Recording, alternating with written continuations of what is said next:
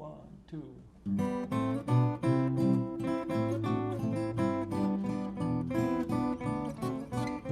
César was a very peaceful person, so we have been able to accomplish many, many outstanding things because everybody has been in the right spirit, honoring the legacy, the teachings, the principles that César has left for us. The committee was lots of volunteers, lots of energy, lots of hope in terms of bringing our dream alive, and that was to bring attention to the Hispanic community, focusing on our children, wanting them to have a good education and to prosper. A big piece of what the committee does is education. Education, education, education, as Lupe likes to say. And so the youth involved in understanding history, understanding the struggles and the background of the entire movements is a way of understanding themselves in history and charting their path for the future. We studied at Grand Rapids Community College under the leadership of Dr. Juan Olivares, and we created the first endowed scholarship. One thing that I always identified with César Chávez was this quote that I take along with me every day. That is, una comunidad unida jamás será vencida. A community united will never be divided. Every year we're focusing on unity, and so remembering the price that unity costs, remembering what it takes to bring people together, the work that must be done and must continue.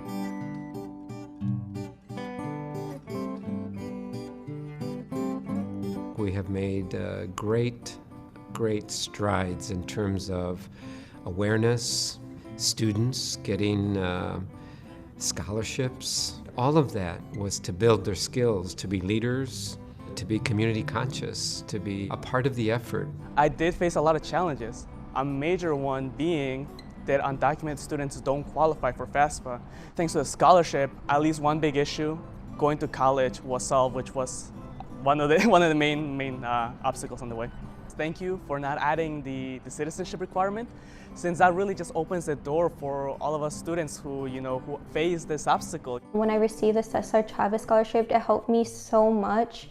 I was able to stop working so much and really focus on my studies, and I was able to save up money to go study away the next year in Spain and travel to 5 other countries around the world, which was amazing. My first in the family to go to college and then travel to Europe is really a dream come true. It was more than just a check and a scholarship.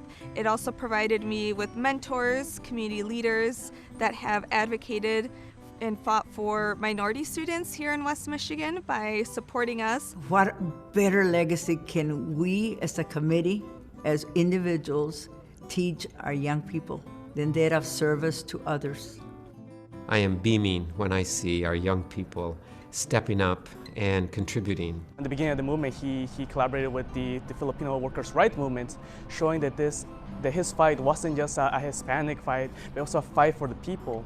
As we all know, the immigrant community is a very hardworking community that oftentimes lives at the margins, so I feel like I've related a lot with his story and his fight for fighting for the rights of people at the margins. At the core of what Lupe has created through the Committee to Honor César Chávez is this principle of unity. And so that's what brings all of the cultures and everyone together. Less than 2% of U.S. attorneys are Latina, and I hope that I am able to positively influence the next generation of young Latinas to be attorneys, to break that barrier. It takes an entire community to bring these kinds of things together. And even though we were focused on the Hispanic community, it's spilled over to the whole community. I went to college, didn't really know what I wanted to study, didn't know if I was going to make it, but I just had ganas. Con ganas tú puedes hacer todo lo que quieres.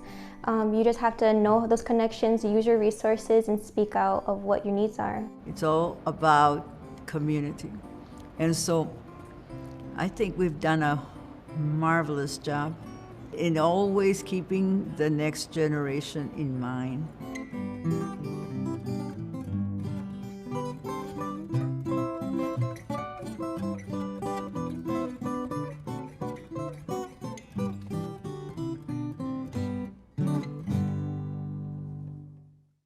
Thank you and good morning. It's always so inspiring to see the work of the committee, and I'd like to thank the committee to honor Cesar Chavez and you specifically, Lupe, who have made this a part of your life journey.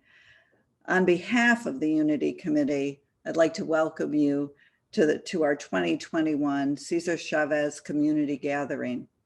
I'm Philomena Mantella, the president of Grand Valley State University.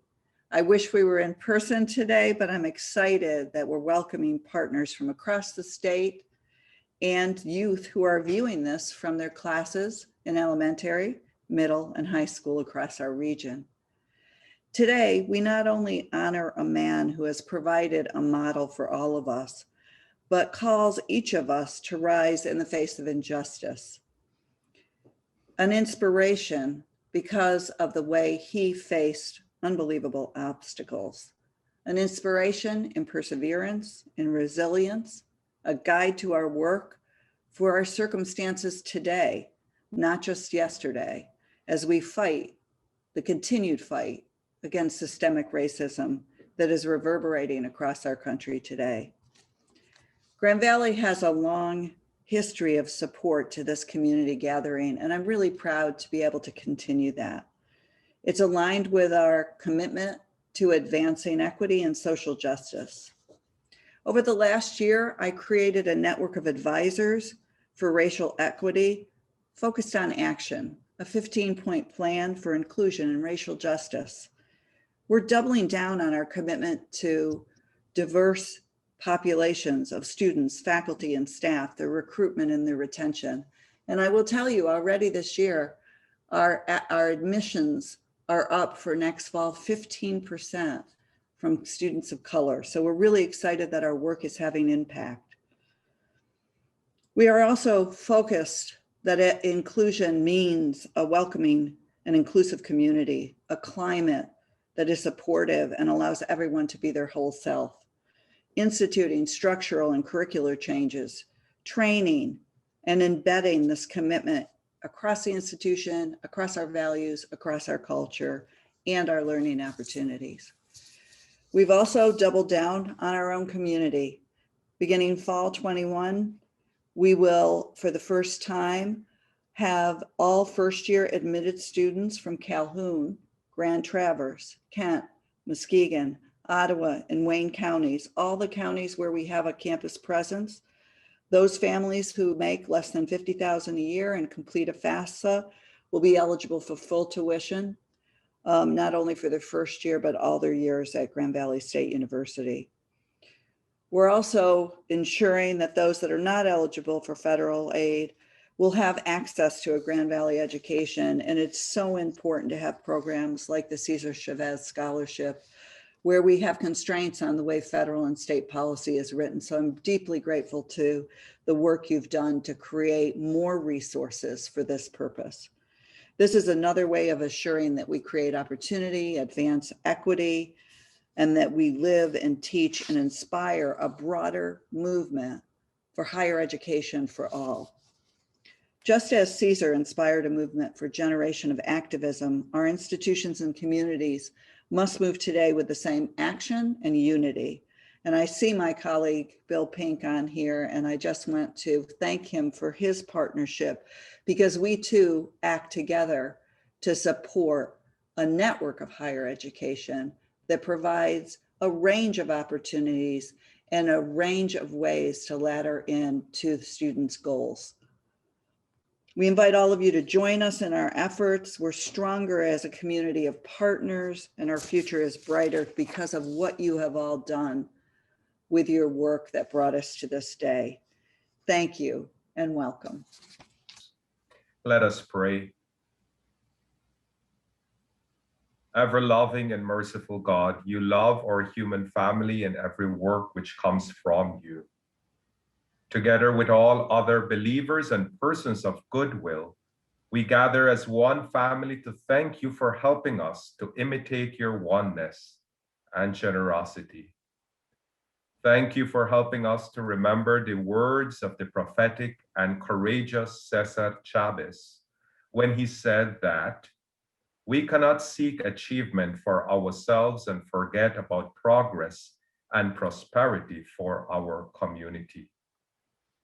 Today we come to you with an open heart for you and for all our brothers and sisters.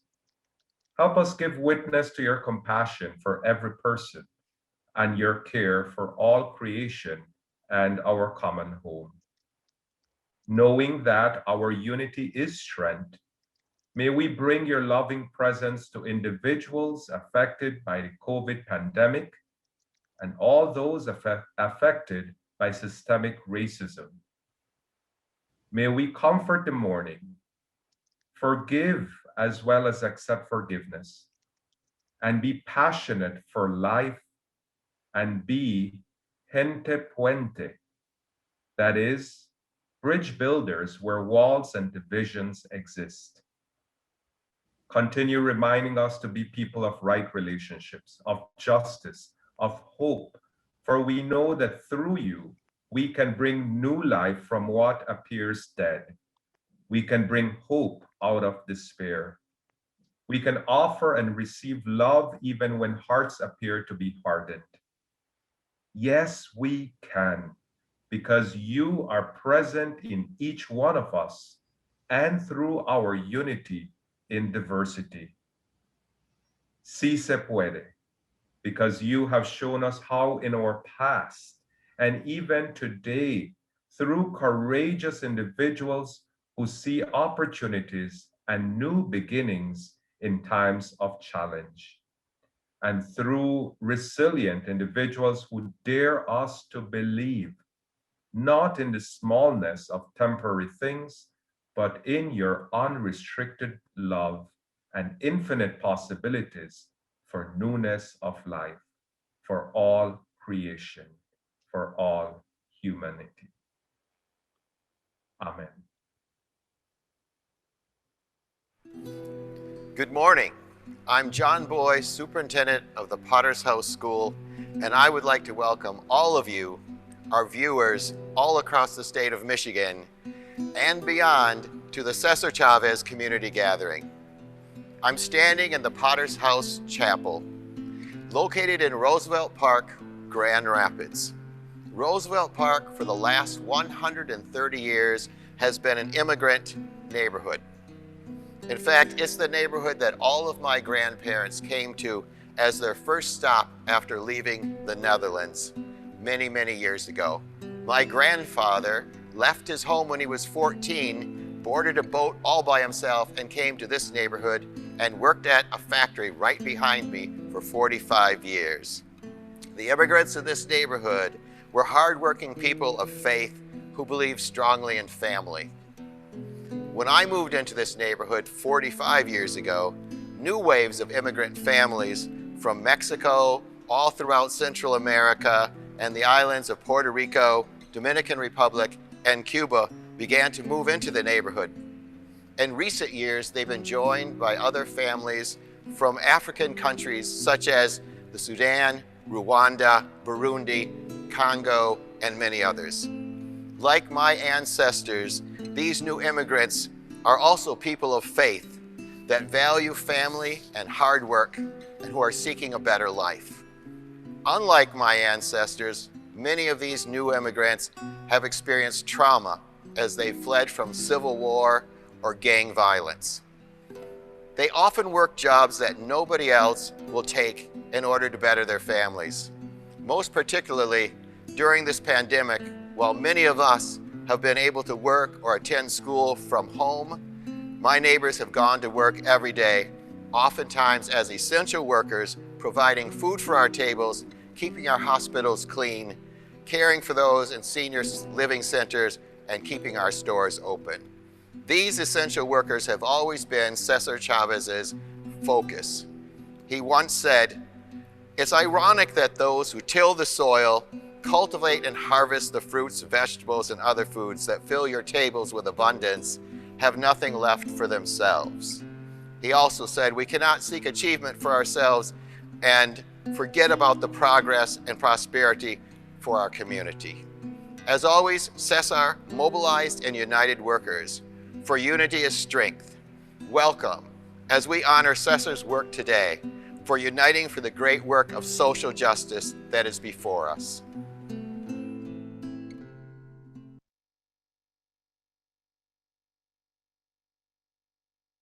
We are still in a season where almost everything we do reminds us of how much has changed in the past year.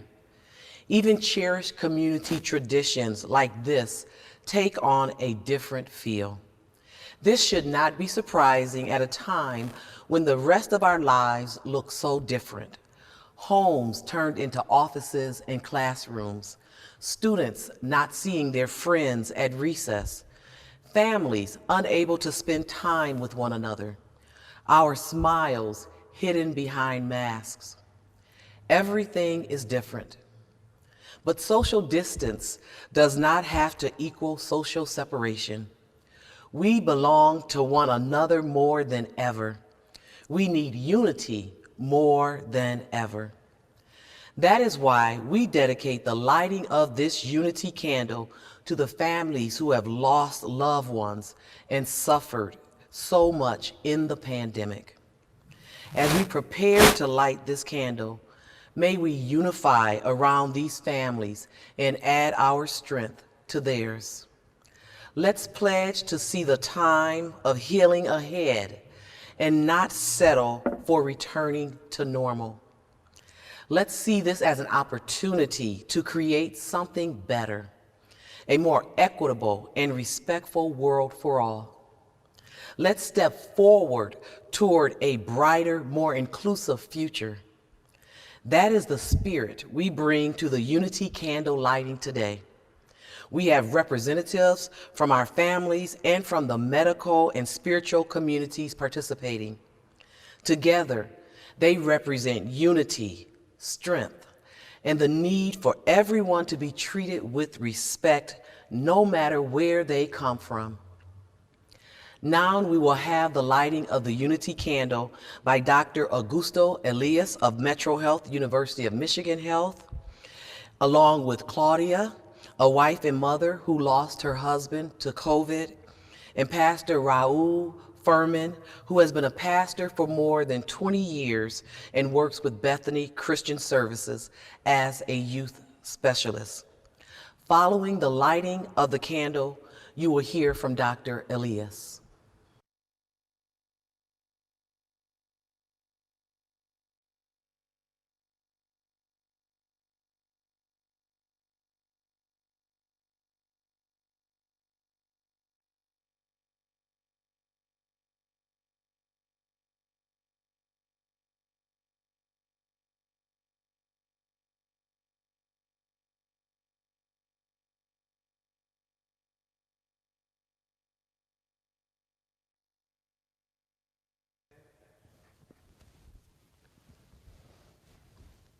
Hello, my name is Dr. Elias, and I'm proud to be part of this event that reminds us of the power of unity. With all the difficulties we have faced in the past year, the only way we will move past them is by a unified response. This means getting COVID-19 vaccine if you're old enough. And for all the young people in the audience, you can show your strength by encouraging the adults in your life to get vaccinated.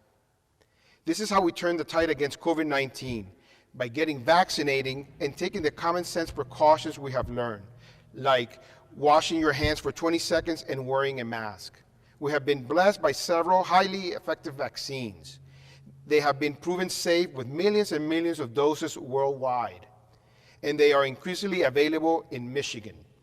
You can find out more at metrohealth.net or by searching for Michigan Department of Health and Human Services. By taking these precautions and respecting one another, that is the best way we can honor those who lost loved ones during the pandemic.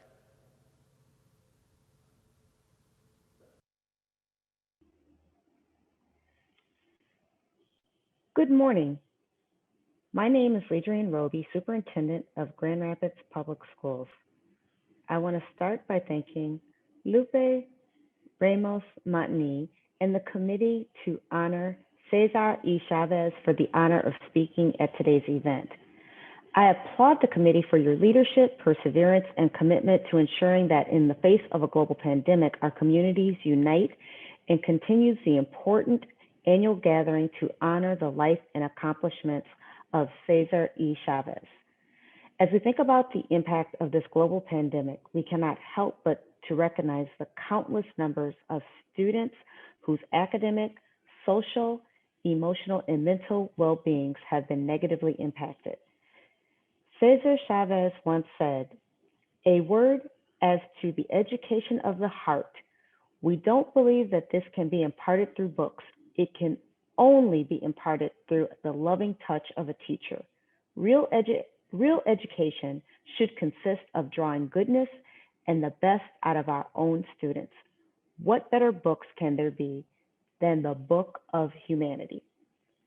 This speaks to how important it is that we restore the personal connection between our students and teachers, because no virtual instruction over Zoom comes close to the human interaction between student and his or her teacher.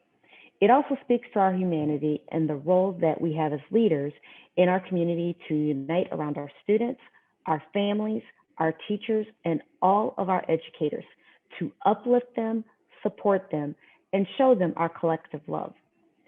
For me, this is a unity circle in education, and we must strive now more than ever. Our community's children are counting on us.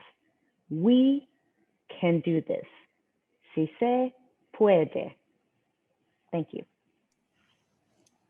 Good morning. My name is Bill Pink. I'm president of Grand Rapids Community College, and Dr. Roby, Grand Rapids Public Schools, so good to see you. Thank you. It's an honor to follow your comments, especially with the partnership we have with the Grand Rapids Public Schools and the Grand Rapids Promise Zone to provide an education, a tuition-paid education to all those within that Grand Rapids Public School catchment zone. So Dr. Roby, thank you. And also to Dr. Mantella from Grand Valley State, partner in this work. Thank you so much for the work that Grand Valley does, not only in this community, but the work that GVSU does with our institution here at GRCC. Friends, I sure wish that we were on Granville Avenue today. I wish we were marching down Granville Avenue. And I wish we were having all of our students right there. I wish we were marching by César Chávez Elementary School right now. And I wish we were marching to the Potter's House and going there for this, this event, this ceremony, this occasion, as we would any year. However, COVID has done so many things and changed so many things in all of our lives, and we have to do it this way. We'll do it this way. Rest assured, we're focused on what we do in the future to get back together, to be able to celebrate a man who did incredible things and his legacy that continues to live today, César Chávez. I would love to have been, and then after the event, I would love to then share a meal like we always do. But that's okay, because what we're doing is that we are still acknowledging the impact that he had not only on our community, but on communities across the country and communities across the world. My thanks to the committee for César Chávez, to honor César Chávez. My thanks to Lupe for her work. Lupe, I will say to you, the other thing I missed today is not only the march and all the things around that, I also miss just giving you a hug, saying thank you for all the work that you do and that you have done in this community. And to all of those students who are out there, those students who are sitting in classrooms or sitting somewhere listening right now to this, please understand what César Chávez was about also was this model of education. And not just education of what you're getting right now, but education after your K-12 experience, that one day you come to a Grand Rapids Community College, to a Grand Valley State, to an Aquinas, to a Davenport, to a higher ed institution to continue your next and to create your own legacy. He stood for that. That's why we meet today, and he stood for so many things, but the education side is so important. So thank you. Thank you for this event. I look forward to us being together face to face once again in the coming months, celebrating this legacy of a great man. Thank you so much.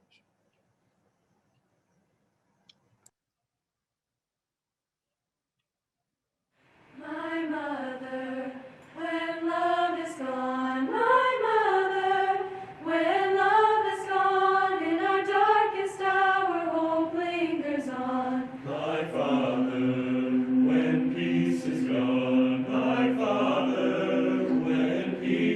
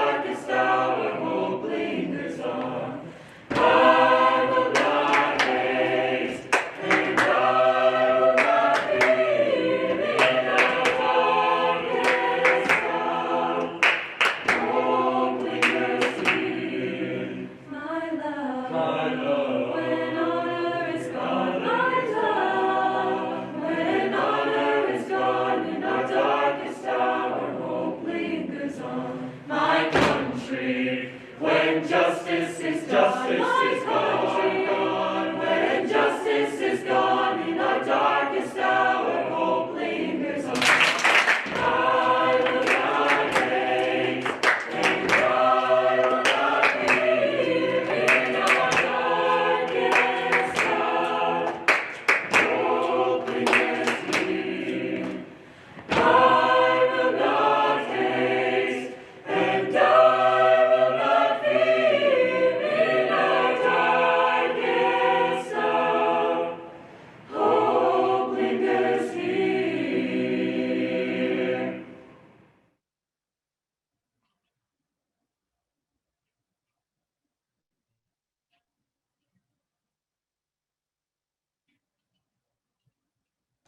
We have a lot to reflect on as we celebrate the life of César Estrada Chávez. He was a very humble man. In his heart was a burning passion to let the world know about the many injustices in the fruit and vegetable fields and farms of America. Today, we remember the campesinos, who are essential workers in the farm fields of Florida, Michigan, Texas, California, and across America.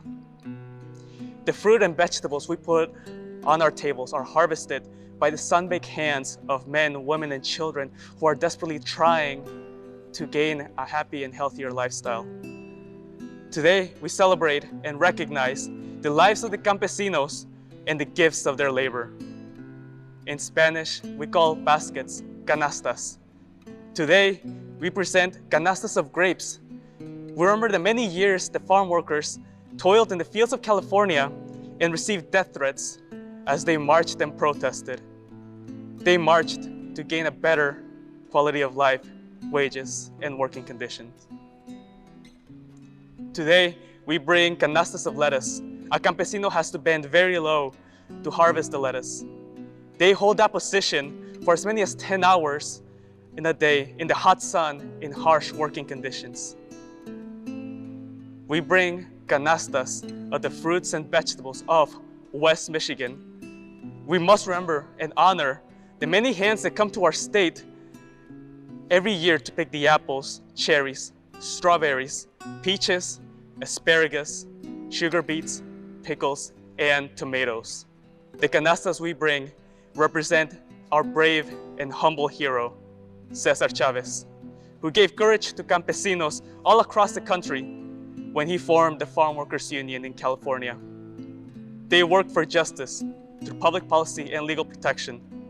Today, we stand in solidarity with farm workers as they seek justice for education, healthcare, housing, immigration, and labor issues of hours, pay, and working conditions. Let us not forget at a great sacrifice, on the backs of the farm workers, of the crop harvesters, of the campesinos, we enjoy the fruits and vegetables we put on our table. And in this present pandemic, let us not forget our other essential workers who, like the campesinos, bravely continue to work in person to keep our grocery stores, schools, senior living centers, postal services, utilities, hospitals, and a host of other necessary services open to serve the public good.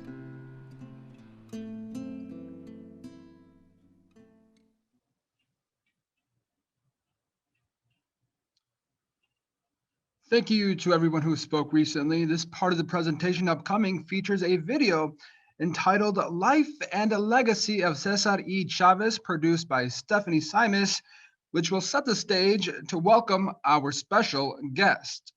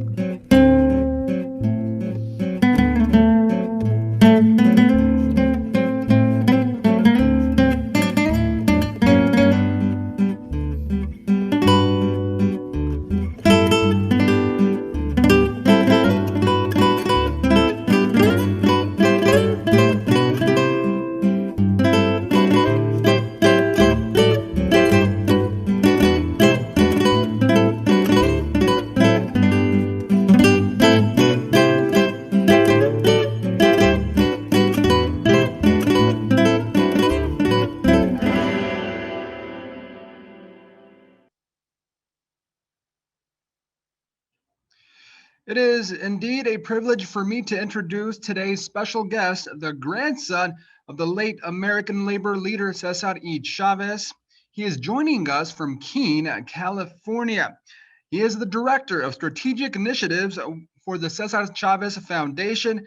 His different responsibilities include communications, housing, economic development, education, and the National Chávez Center, which used to be known as La Paz. The youngest son of Socorro and Paul Chávez grew up at La Paz in Keene, California, which is now the César E. Chávez National Monument. He was raised in the farm worker movement, greeting visitors and sharing his grandfather's story. He graduated magna cum laude from Cal State Bakersfield with a degree in public policy and administration. In his spare time, he loves to golf, barbecue, and most of all, spend time with his family and friends. Let's welcome Andrés Chávez. Hey, Grand Rapids. It's good to see you all again, even though it's virtually. But on behalf of the Chávez family, the César Chávez Foundation, all of us in the farm worker movement, I just want to take a little bit of time to thank the Committee to Honor César E. Chávez and all of its volunteers and committee members. You know, I know that to put on an event of this sort takes a lot of work, and so just thank you so much to all of you. And of course, there's two people that I want to thank who always play a key role in the celebrations that take place there in Grand Rapids to honor my grandfather's legacy. Lupe Ramos Montegni and Connie Deng. Both Lupe and Connie, thank you so much for your years of friendship, and thank you so much for just always being there for us when we need you, and for also being champions for people, for students, and champions for equity. So thank you so much. You know, on January 20th, President Biden unveiled a bust of my grandfather in his office, and I remember we were sitting there a few days before Inauguration Day, and we got called and asked if we could send a bus from California all the way to DC. We were nervous about how it was going to get there, but we were able to work that out, and it was able to get there safely. On Inauguration Day, just like so many of you were doing, we were sitting at our offices watching the inauguration. I remember my sister shouted from across the room, Dad, you won't believe where the bus is at. Look, turn it on CNN. And so my dad, runs over to his computer, clicks it on CNN, and we see that my grandfather's bust is right behind President Biden. You can just imagine what the family felt at that very moment. We were so honored, we were so proud, and it was a wonderful tribute. But what we began to learn in the days after was that it meant so much to a lot of folks. There was a lot of Latinos from all corners of this country who were so proud to see one of their own being so honored. There was dreamers and undocumented folks who for the first time in 4 years felt like they had a place in America. And there was old Chicanos and Chicanas who had marched alongside my grandfather César and remembered their contributions to making that possible. That was the first big honor of the year. And the reason why you may be asking, why is he wearing his hat funny? Why is he dressed the way he's dressed today? Is because we've been working really hard the last 72 hours or so, because the second big honor that we have going on is that Dr. Jill Biden, the First Lady of the United States, will be joining us here at the 40 acres in Delano, California. For those of you who don't know what the 40 acres is, it's the property where I stand at today. It was the original home of the farm worker movement. It's been the host of a lot of things. My grandfather fasted on this property for 25 days in 1968, and Senator Robert Kennedy joined him. It also was the home of a clinic that stands right behind me. And this clinic here used to be one of the first clinics for farm workers in the entire country. They used to have a credit union out here. They used to have a gas station where people could come and get cheap gas. They had carports because they knew that farm workers' livelihoods were largely dependent on their cars, and so they offered free and cheap labor to fix people's cars. And so this location has historical significance. But what's also happened here in the last few weeks is that we've been vaccinating farm workers. It's been the greatest honor of my life to do what we've been doing here the last few weeks. We've been vaccinating farm workers. One thing that we should know about farm workers is that the COVID-19 pandemic has brought us lots of distractions and lots of interruptions into our lives. But the one thing that has not changed in our entire lives, there's been toilet paper shortages, there's been disruptions to everything, but the one thing that has not changed is our food supply. Our food supply has remained constant. And why is that? Because farm workers, regardless of the weather, regardless of the global pandemic, are always out there on the front lines working very, very hard to make sure that we're fed. And so today, when you eat your meal, we want you to think of Farm Worker. And the way that we've been thanking them is by hosting vaccine distributions. I mentioned that it was the greatest honor of my life to do vaccine distributions, and so to date we've done 2,400 vaccine distributions here, and on March 31st, a little later in the day, Dr. Jill Biden is going to be joining us here to volunteer at the vaccine distribution. You can only imagine what an honor it is for all of us, and we're also going to have a little celebratory event for my grandfather's birthday. But nonetheless, we're going to be celebrating with you all here from Delano, California, and we hope everything is going well there in Michigan. I apologize for the short video. You can imagine we're just very busy, but once again, to Lupe, to Connie, to all the members of the committee, and to all of you in Grand Rapids, thank you so much for your continued support. And as we like to say in the Farm Worker Movement, si se puede. Well, good morning again, everyone. I'm M. Roy Wilson. I'm president of Wayne State University, and it's my pleasure to take part in today's celebration recognizing César Chávez, the great American icon of the labor movement. You know, Wayne State has been entrusted with archiving César's papers in the Reuther Library, and we're privileged to carry on his legacy by protecting them and keeping them accessible for future activists and community leaders. At the March 12th meeting of the Wayne State Board of Governors, I presented a resolution honoring César to the board, which they unanimously adopted. Today, it's my privilege to present the resolution to Andre Chávez and the committee to honor César E. Chávez on behalf of the Board of Governors and Wayne State University. And I'd like to read just a few excerpts from the resolution now.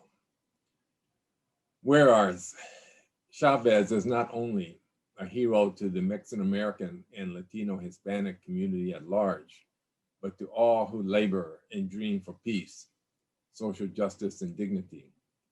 Whereas the Walter P. Reuther Library was established at Wayne State University in 1960 with the goal of collecting and preserving original source materials relating to the American labor movement.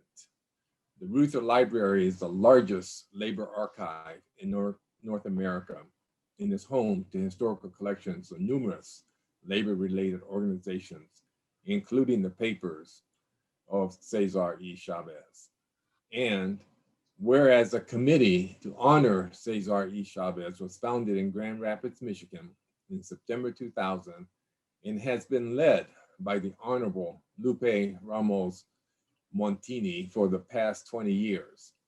The committee has dedicated itself to promoting the life and legacy of the remarkable labor leader César E. Chávez through endowed college scholarships. Resolved that the Wayne State University Board of Governors hereby commemorates March 31st annually as César E. Chávez Day on campus, and in doing so become an active partner alongside Latino and Hispanic labor, civil rights, interfaith, and other leaders who are working together to ensure that the legacy of César E. Chávez is recognized and celebrated as a day of service and learning.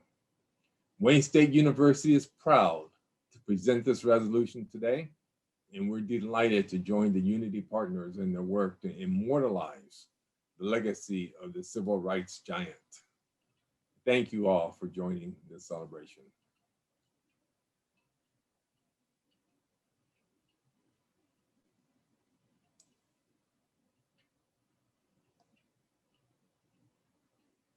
Buenos dias, good morning, everyone. Today is a very special day. It is March 31st.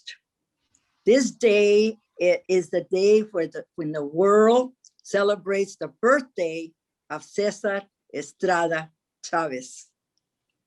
President Wilson, there is no greater gift that you could have presented at this birthday party. So in behalf of Andrés Chávez, proud grandson of César Chávez, and the committee to honor César E. Chávez, we thank you. We thank you for presenting this resolution to the Board of Governors and for them to vote and adopt it unanimously. There is no greater gift. My name is Lupe Ramos Montini, and I serve as the chairperson of this committee. And I want to thank all the participants that are helping us produce this presentation today, and also all the people that registered to participate and in this historical community gathering. We are starting a new beginning as we lift ourselves out of the pandemic. There is no better gift. There is a special spot in my heart for all the students that have joined us today, because they are learning about the man that changed the life to those essential workers, those farm workers that produce food at our table day in and day out. There is no greater gift. So wherever you are, I want you to help me and wish César Chávez a happy birthday. Are you ready? Happy birthday, César. Buenos dias. My name is Valeria Gonzalez, and I am a junior in the nursing program at Ferris State University and a noble founder of Gamma Phi Omega International Sorority Incorporated. César E. Chávez was a great leader and created many paths for Latinos. He inspired me to be a leader in my campus community at Ferris State to create new leadership opportunities, increase Latina voices through our Latina-oriented sorority, and advocate for Latino excellence in education. Next, I would like to share a poem that reminds us that we too can inspire change. The poem is titled César Gets It Done by an unknown author. César was a farm worker in the fields where crops were grown. He moved from farm to farm because the land wasn't his own. The owners of the land gave workers very little pay. The workers could not rest and worked long hours every day. César told the workers it was time to take a stand. Together, they could go on strike. Then who would work the land? The workers stuck together and they got more pay. They won. Si se puede, César said. Yes, it can be done. Thank you. Thank you, Valeria, for the beautiful poem, very inspirational and very thoughtful. Si se puede, yes, we can. And we can put together this beautiful, meaningful, and wonderful community gathering today because of all of you. From the participants who take time out of your day and support the event, to the planning committee who have been working tirelessly into the evening and weekend for months to plan for the program today, and the Unity partners who have been lending a helping hand behind the scene. My name is Connie Deng, Senior Inclusion and Equity Officer at Grand Valley State University. It is my pleasure to first thank the co-host of today's event. Co-hosting today's program are the Committee to Honor César E. Chávez, Grand Valley State University, and Wood TV8. If you haven't heard, a shout out to Wood TV8 for being selected as the 2020 Station of the Year by the Michigan Association of Broadcasters. Congratulations. And now on behalf of the Committee to Honor César E. Chávez, with much gratitude, I would like to recognize our Unity partners of this event. Aquinas College, AT&T, City of Grand Rapids, Davenport University, El Vocero Newspaper, Ferris State University, Godfrey Lee Public Schools, Grand Rapids Community College, Grand Rapids Public Museum, Grand Rapids Public Schools, Grand Valley State University, Kent Intermediate School District, Metro Health, University of Michigan Health, Michigan Department of Education, the Potter's House School, Wayne State University, and with TV8. To the committee and partners, thank you all for making today's event possible for our community. And to the audience, it is my hope that we can celebrate our next event in person very soon. Thank you all. Thank you.